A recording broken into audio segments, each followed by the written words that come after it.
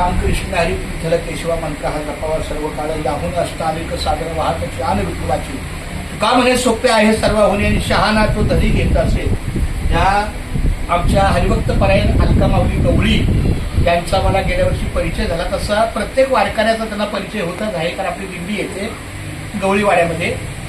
शांताराम लपडू गवळी त्यांचं कुळगावामध्ये निवासस्थान होतं, पण गेल्या 2-3 वर्षापासून त्यांचं काही कुटुंबाची अडचण म्हणा किंवा नवीन घर वगैरे ह्या दृष्टीकोनातून तिथं काय जेवण होत नाही आणि वारकरी सुद्धा तिथं कोणी राहतच नाही. पण तरी पण त्यांचा मुलगा मंगेश याने सांगितलं आमचं घर जवळ आहे तर या 1-2 वर्ष कसं तरी काढलं त्या मार्गाला. खूप तासभर अर्धा तास तरी चालत जावं लागतं आणि पुन्हा पायपीट करायची. तर आमच्या अलका माऊलीच्या मी कानावर घातलं. त्यांचे भाऊ हरिभक्त परायण विष्णू माऊली म्हात्रे यांच्याशी पण फोनवर बोलत होते. म्हणजे काय हरकत नाही, आपण 40 लोकांची काहीतरी व्यवस्था करू. तर जवळ एक मंदिर आहे, मी ते बघितलं सगळं, याच्यात सगळं करून आलो. ते मंदिर आहे गावदेवी मंदिर खरवई.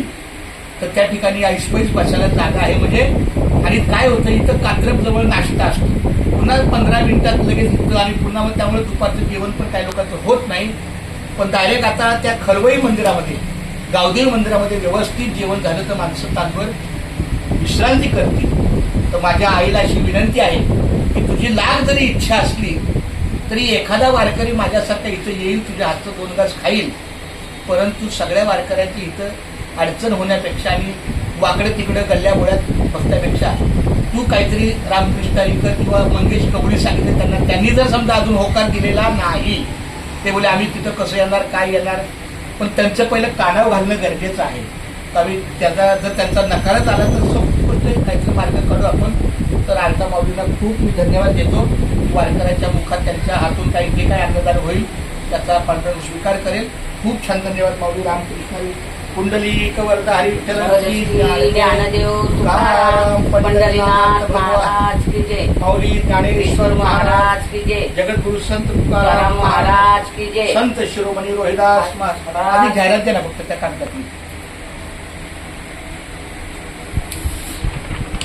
तर आपल्या ह्या मुंबई ते पंढरपूरची ही जाहिरात आहे आणि आमची दिंडी 17 जूनला गेट ऑफ इंडियावरून निघते.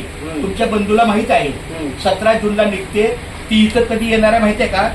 21 तारखेला दुपारी येणार आहे. गावदेवी मंदिर बदलापूर. इथं लिहिलंय गावदेवी मंदिर बदलापूर या ठिकाणी. 21 तारखेला कुठला वार आहे?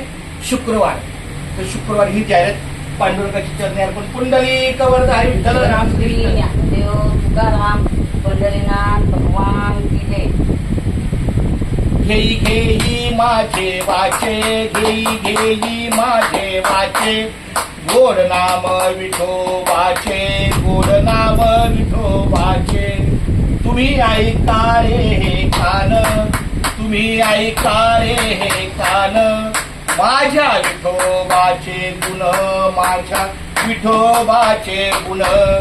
डोळे तुम्ही घ्या रे सुख, डोळे तुम्ही घ्या रे सुख, पहा विठोबाचे मुख, पहा विठोबाचे मुख.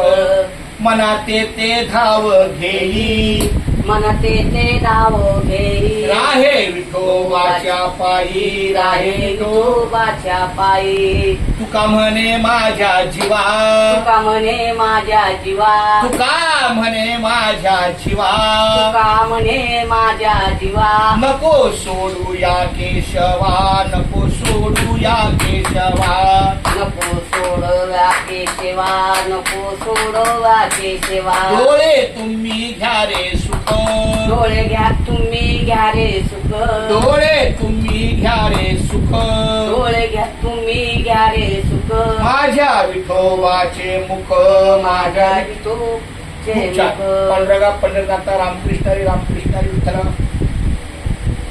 चला मग मला आज्ञा द्या. रामकृष्ण. अलका माऊलींचा फार गेल्या वर्षी आमचा सहभाग लागला. त्यांचा व्हिडिओ आमच्या अजून चॅनलमध्ये आहे. तर गेल्या वर्षीचा काढायला थोडा वेळ लागेल. आता आमची धावती भेट आहे. पण आज जसा व्हिडिओ काढला त्याच्यापेक्षा थोडा जास्त वेळेचा, जेवताना, बोलताना, अभंग करताना खूप छान आमचा वेळ इथे गेला. माझा तर 4 तास गेला इथे. खूप छान. मी आल्यावर तुला कसं वाटलं? आनंद वाटला मला. पांडुरंग आला माझ्याकडे. अरे विठ्ठला केशवा माधवा पांडुरंगा. चला चला. चल बाळा